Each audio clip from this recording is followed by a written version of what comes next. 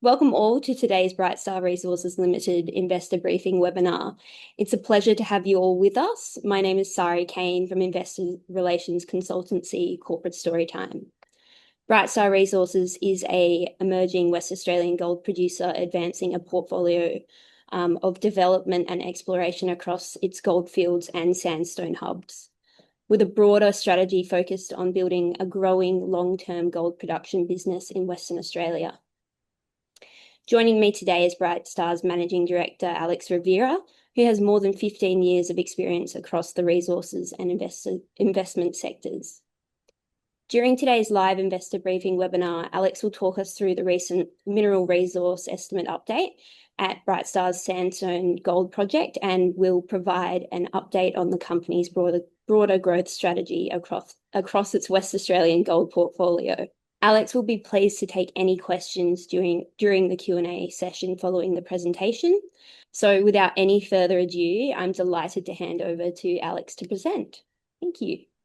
Thank you very much, Sari, and thank you everybody for joining the webinar this morning. So the intent of this webinar is to provide an update on the business in general and the Goldfields project execution, as well as jumping into the detail of our Sandstone mineral resource update released yesterday.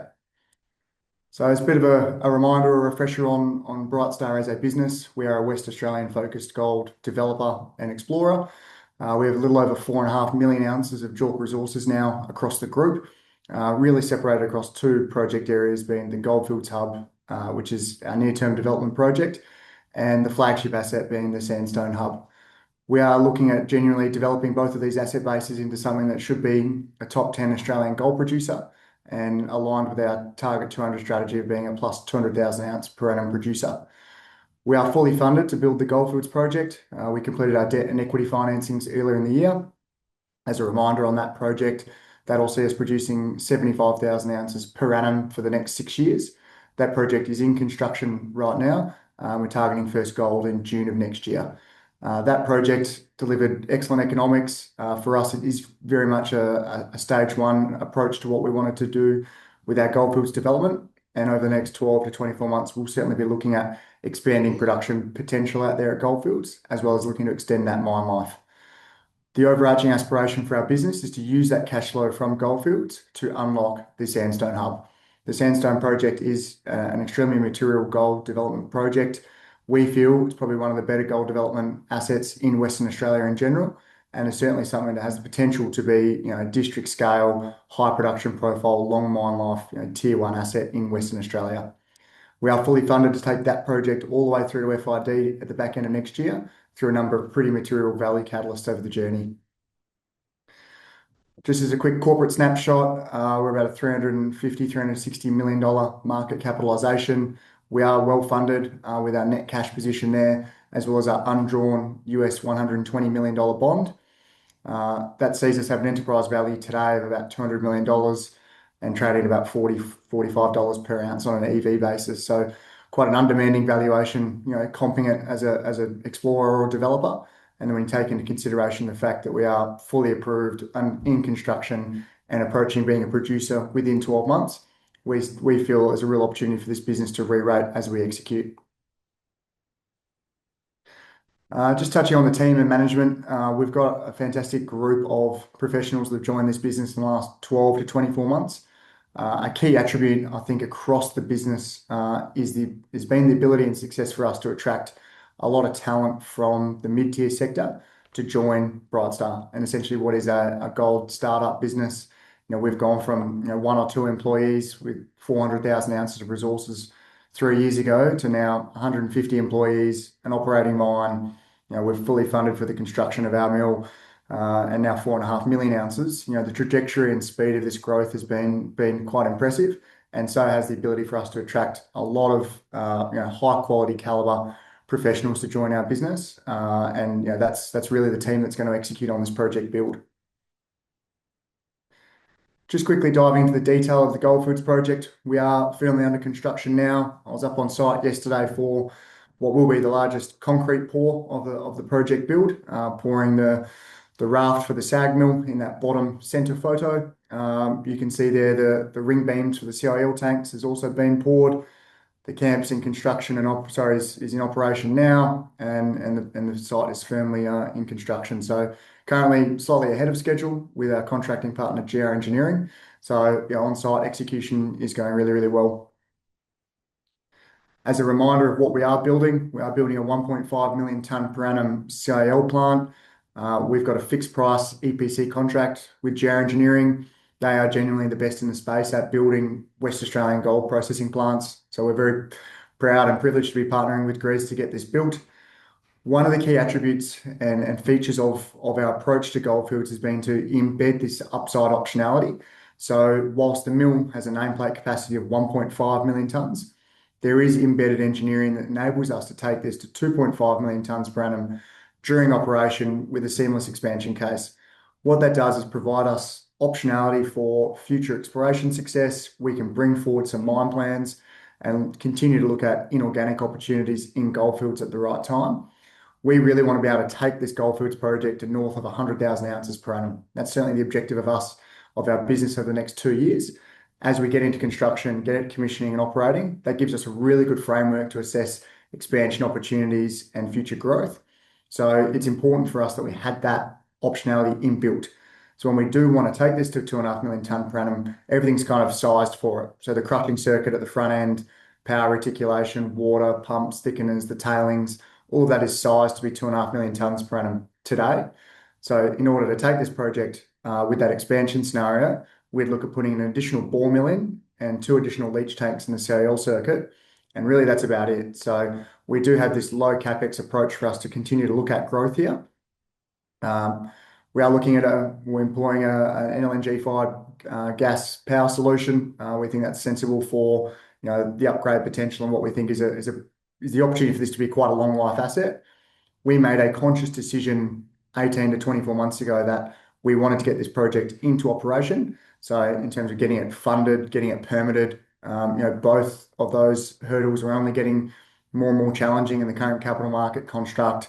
The current permitting regime in Western Australia, or mining in general, continues to only get more complicated.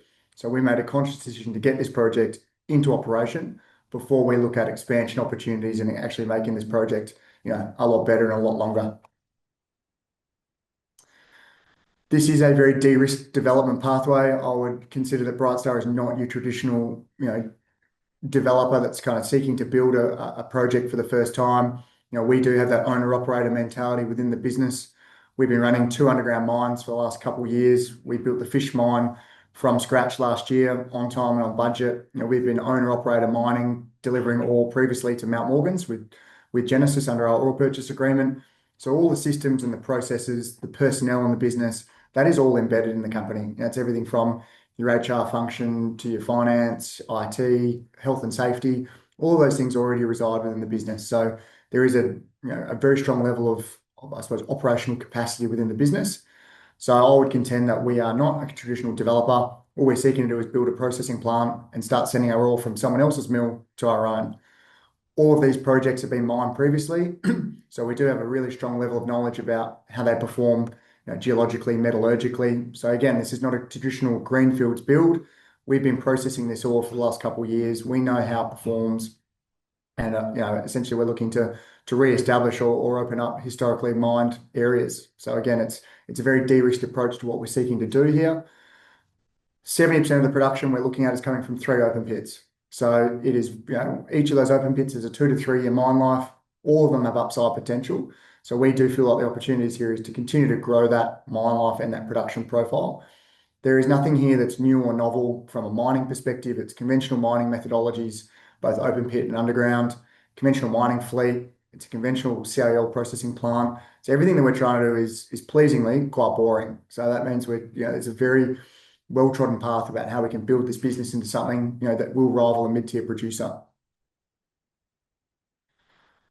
This is everything we've achieved in the last kind of 2 quarters to get to where we are today in terms of the studies, the permitting, the funding, getting the project now into construction. That sees us pouring first gold in June of next year.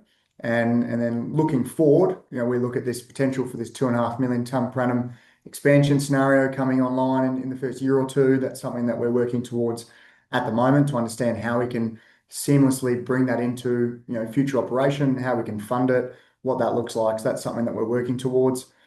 In terms of the mining itself, we are looking to get into the open pit mining at Lord Byron at the back end of this year, looking for site establishment this quarter and actually getting the first digger on site before Christmas and start digging holes.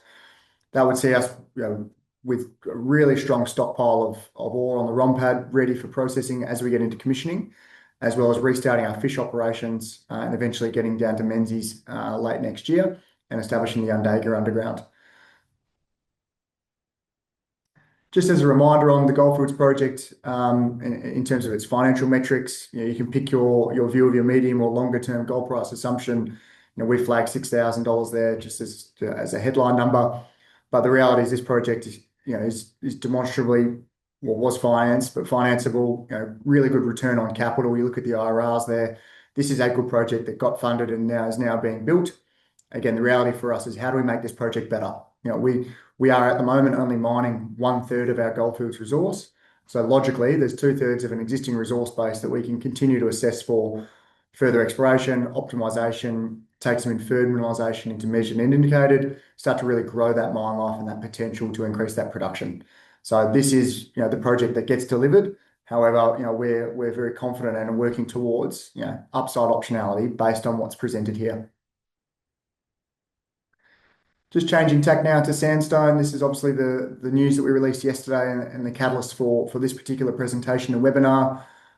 Sandstone is certainly shaping up as a very material, substantial West Australian gold development opportunity. The resource upgrade yesterday certainly exceeded our expectations in terms of overall resource growth. We signposted very clearly all the way along that the focus for us was on improving the resource quality, really showing what we'll optimize into mine plans as part of this pre-feasibility study. So globally, we're now 2.9 million ounces at 1.3 grams per tonne. Absolutely, the platform is set now for a genuine material standalone gold development. We do have over 1,800 square kilometres of very fertile, greenstone terrain that is genuinely systematically underexplored. You look at the corporate history of the businesses that we've acquired that comprise this portfolio, and it is very clear that they suffered from a lack of capital over decades. There was not a continued, I suppose, application on exploration. The focus when it was in production was on shallow oxide material when Troy mined this nearly 20 years ago. So there's a lot of low-hanging fruit for us to continue to grow this project. We do have a pre-feasibility study underway due for delivery in the December quarter this year. Just as a refresher on the resource, we did see kind of 18% growth on the resource in total, but importantly, we did see over 100% growth in that measured and indicated classification. That is obviously what then kind of looks towards getting converted into ore reserves as part of the pre-feasibility study.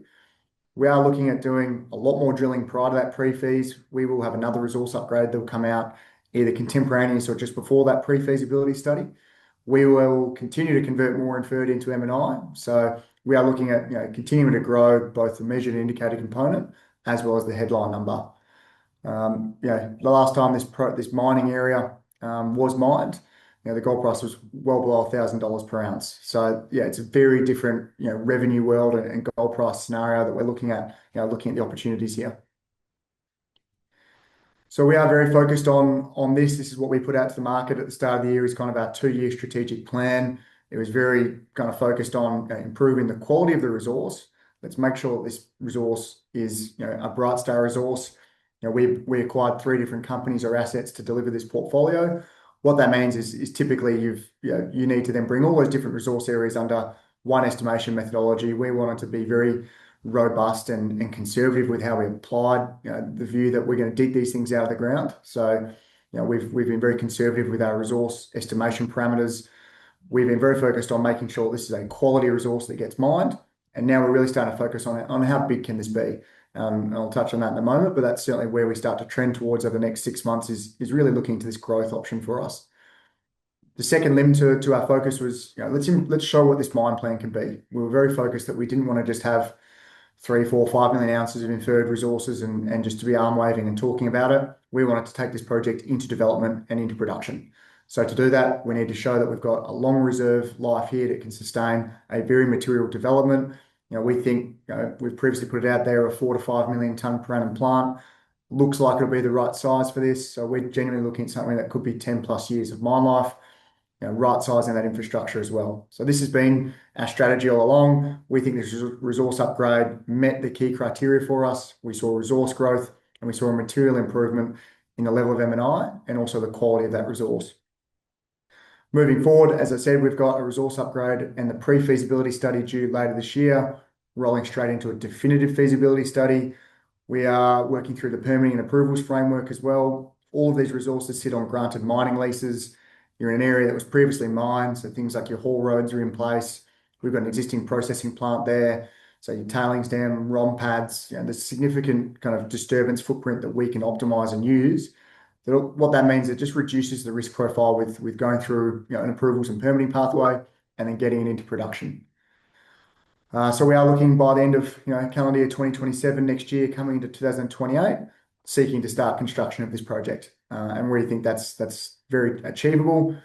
The target for us is to use the cash flows from the Goldfields project to unlock this as we get into construction. So using that organic cash flow as your source of equity, looking at refinancing debt opportunities, and really looking at how do we fund this appropriately, considering the fact that come next year we will be an existing producer with a brand new processing plant, brand new mines, producing a lot of free cash flow, and how we can optimize that free cash to build both projects.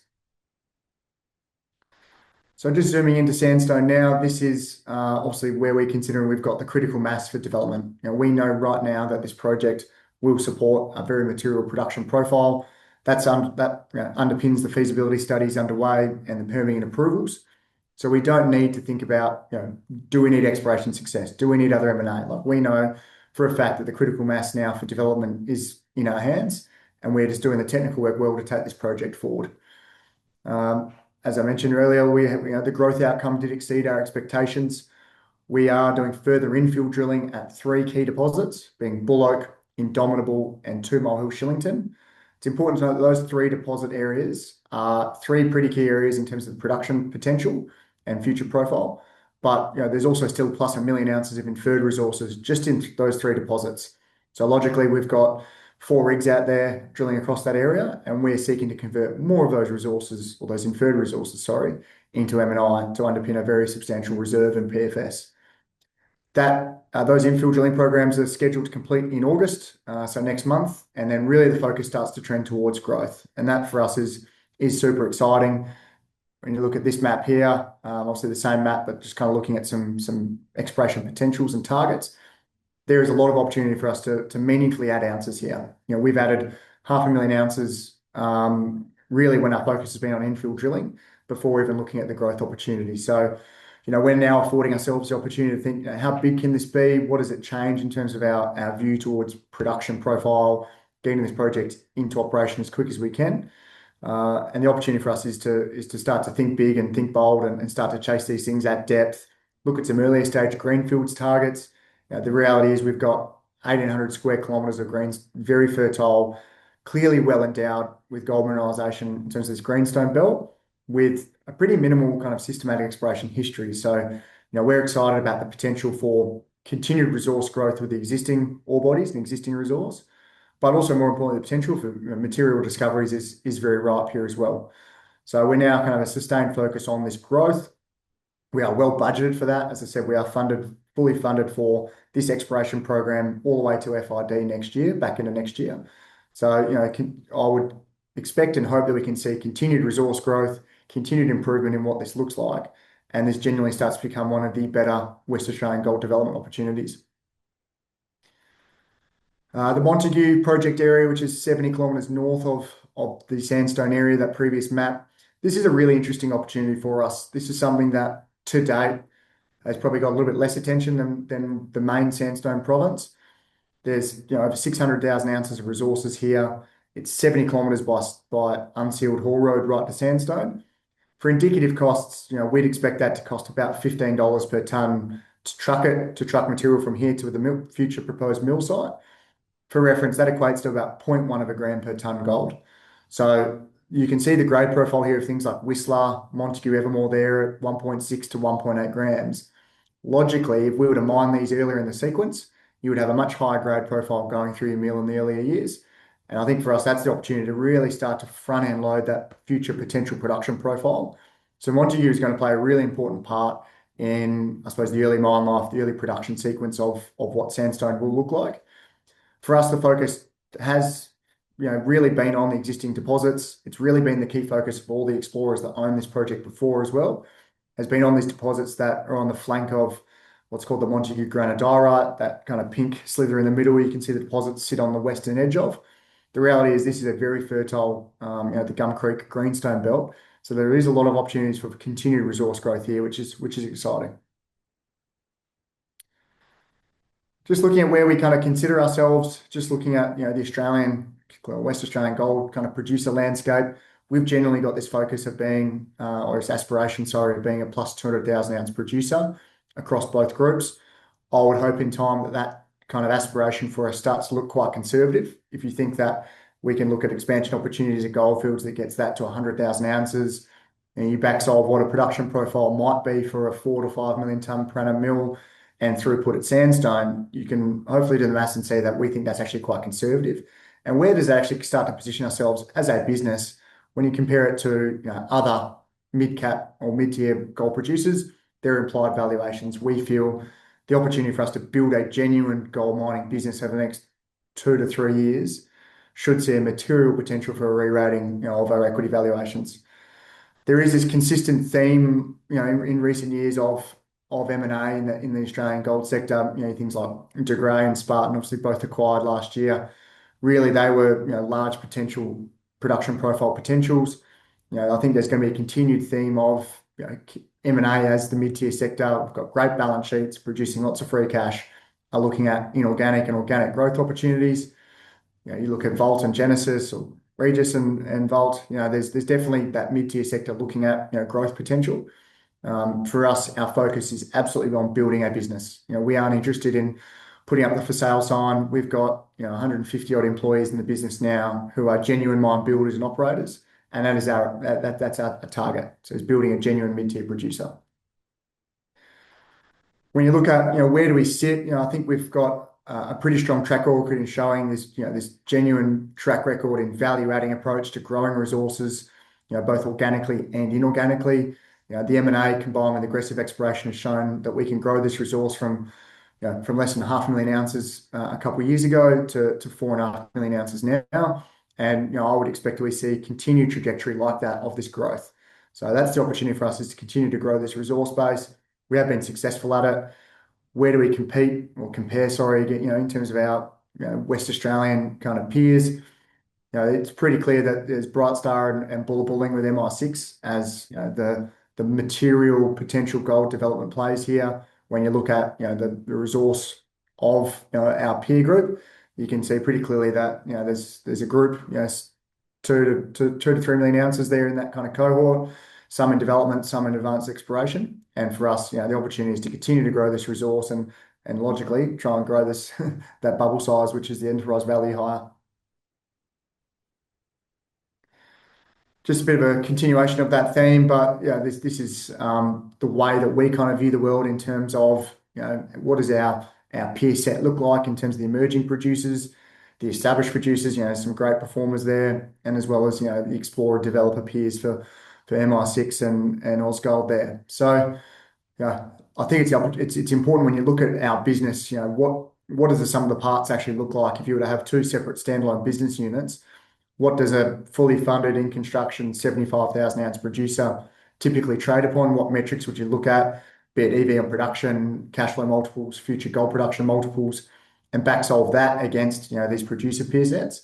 And then you look at something that's extremely material like a Sandstone development opportunity and compare that to like an MI6 or an Ausgold. And hopefully the math shows that there is an undemanding valuation here that on execution for us should see potential for material re-rating. And that's kind of the end of the webinar in terms of the slide deck. For us, the summary is pretty clear. We're focused on Goldfields development. This is our key focus for the next 12 months. Get this project built and delivered on time and on budget. Ramp up the mining fronts in line with schedule. Let's get really conservative stockpile of ROM ready for processing and commissioning. let's do that mining well. We've got complete confidence in Greers in building the infrastructure to time and to schedule and cost. It's what they do well. So that is kind of the first limb. We need to get Goldfields up and running and do it well. The West Australian gold sector in general probably doesn't have the best track record in the last 5 to 10 years on greenfields builds. So for us, that is something that we're very excited to challenge, getting this project built on time and on budget, getting it into commissioning and operations, then using those cash flows to really unlock Sandstone. For us, it genuinely is the flagship asset, obviously a little bit further back in the development queue, but everything that we're doing as a business is to unlock that value and to bring that forward as quick as possible. So pre-feasibility study due this year, straight into a definitive feasibility study, and genuinely targeting what could be a tier one status gold project in WA. We feel like we've got a great team. We've been very successful in attracting a lot of really strong talent from the mid-tier gold mining sector and others who have joined our business to try and build something, and that's really exciting. Value through the drill bit, number 4 there, that's pretty logical. We've shown it with Sandstone and we'll continue to show it. We're looking at having a resource upgrade out every 6 odd months across both groups. So we will see continued resource growth here. I think that's the opportunity for us, is to take this from 4.5 million ounces as a group to something that will be a lot larger. And then eventually capturing that value, as we re-rate from an explorer developer, really just trying to tick those milestones that we can start to unwind this risk weighting that's applied to the stock. How do we show that we can build a project on time and budget, get this gold pour done properly, get the mining underway? We're very focused on executing on those things, because logically they start to take off some of that risk that can be applied to a stock and certainly to Brightstar, and hopefully we can kind of capture that market re-rating. So with that, I'll leave it there and hand it back to Sari for some Q&A. Thank you, Alex, for that great presentation. So now we'll move on into the Q&A section of the webinar. And we've received a number of questions via email and pre-registration. And as Alex said, we'll get through as many as we can. Going on to the first question, Brightstar has grown its gold resource substantially in recent years via both M&A and exploration. Of these 2 growth pathways, which is Brightstar most focused on as of today? So absolutely the organic exploration pathway. We've shown a track record in being keen advocates for M&A. Clearly, it's enabled us to get this critical mass, get the footprint to where it is. It's been a pretty key part of our DNA to date. We've been very vocal in our view that that not necessarily is behind us, but our focus is absolutely on exploration. We think there's a lot of opportunity for us to add low-hanging fruit for easy organic ounces. I would never say never in terms of that M&A front. We are focused on, first and foremost, getting Goldfields up and running before we look at anything. And we're very focused on getting Sandstone a lot further down that development pathway, where we can illustrate what value looks like. We can start to outline and demonstrate the growth potential there. So unequivocally, the response is exploration. Amazing. Thanks, Alex. And noting the growth in the Sandstone mineral resource has been achieved via substantial drilling over the last year or so, how much larger could Sandstone become as you move towards development? Look, it's a great question. I'll be conscious about throwing out some big numbers here, but the potential is for it to be quite material. You think about, we've got nearly 3 million ounces now in resources. There's been a couple million ounces mined historically over the journey. So you're talking about, just in the tenure that we own, there's probably 5+ million ounces of genuine gold endowment with very sporadic exploration history. Our resources are largely confined to the top 150 to 200 meters. I would contend that you probably can't find another greenstone belt in Western Australia that's got 5 million ounces of endowment in the top 200 meters, and for there to not be material exploration upside at depth. If you go to the west, you're in the Murchison. You go off to the east, you've got things like Agnew and Bellevue. They're obviously being mined significantly lower than 200 meters vertical depth. So the opportunity is this genuinely could be multiples of what we've articulated or showed to date. The focus is on get this project into operation. We are confident that what we've got now supports a very material production profile and mine life. So we will be disciplined and judicious with how we apply our capital in terms of the competition for capital across the group, but how we apply that towards Sandstone growth. But the reality is this could be multiples of what the current size is. And what are the options the company is assessing for the processing of Sandstone gold resources? Is the development of Brightstar's own processing infrastructure the only pathway to production? A good question. Yes, yes is the answer. We feel that clearly there is that critical mass for development. We, via the takeover of Orman late last year, they were the owner of the old Troy Resources processing plant. That was obviously used into the early 2000s. That is not fit for purpose. It's something that it's kind of a relic, and we'll get rid of it. But that is the logical site that we will use, similar to what we've done with Goldfields, whereby we demolished the previous processing plant and built on the same site. Just gives us a little bit more of a de-risked permitting pathway. So, building our own infrastructure and our own processing plant is the pathway forward for us. When you look at the district in general, there's no processing plants that are operational that are within trucking distance. So, for us, the opportunity actually is being, that one that owns that infrastructure, and we think actually unlocks the entire district. How much indicated resource could you reach by year end in the Sandstone PFS? Good question. So 1.1 million ounces now, 1.5 grams per tonne. We obviously grew that 100% in the last one. I don't think it'd be reasonable to think that we're going to grow it 100% again, but potentially 50+% would be a fair target. We've clearly shown that we're drilling 3 deposits now that have 1 million ounces of inferred. If we got a further 50% conversion out of that, I think that probably would be success for us. So if we could have that indicated and measured component being 1.5 to 2 million ounces by the end of the year, that's something where we are certainly targeting. Post the PFS and assuming the project hosts a critical mass of gold to justify the project, does exploration pivot to resource growth? Are there any key targets or strategies for this growth phase? So yes, we're certainly looking at that growth now. So pre-feasibility study drilling is, as I said, almost completed, kind of completes next month. We are definitely looking at growth. The strategy, I suppose, is twofold. It's certainly looking at brownfields growth, like can we continue to grow things like Bull Oak and 2 Mile Hill and some pretty substantial deposits there that we've grown Bull Oak from 90,000 ounces to plus 300. Could that double again, kind of thing? So we're looking at genuine brownfields growth. We think there's some really low-hanging fruit to grow existing known deposits that we haven't found the edges of that are clearly still open, and start to grow those. So that's continued. That's absolutely going to be part of the focus of the business. We would be doing this package significant injustice if we didn't have a greenfields budget as well, which we do. So continued geophysics, looking at more air core, looking at RC testing, some exciting targets.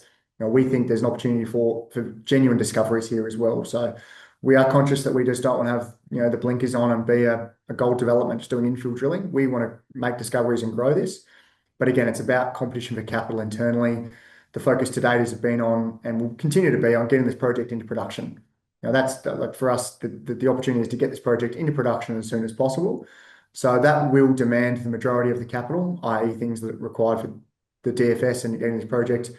We've done a lot of drilling and technical work and spent a lot of money in the last 12 to 18 months on the boring stuff, diamond drilling for geotech, for met, really understanding the structural controls and the geology, and really looking at every single deposit and resource area.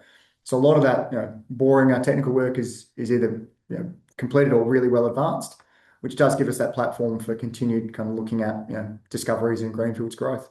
Will a DFS be the next study after the PFS, which will then lead to a final investment decision? What will be the timing on that? So yeah, we've kind of put out our aspirational development timetable there in this presentation. So we're looking at having a definitive feasibility study out for Sandstone by the end of next year.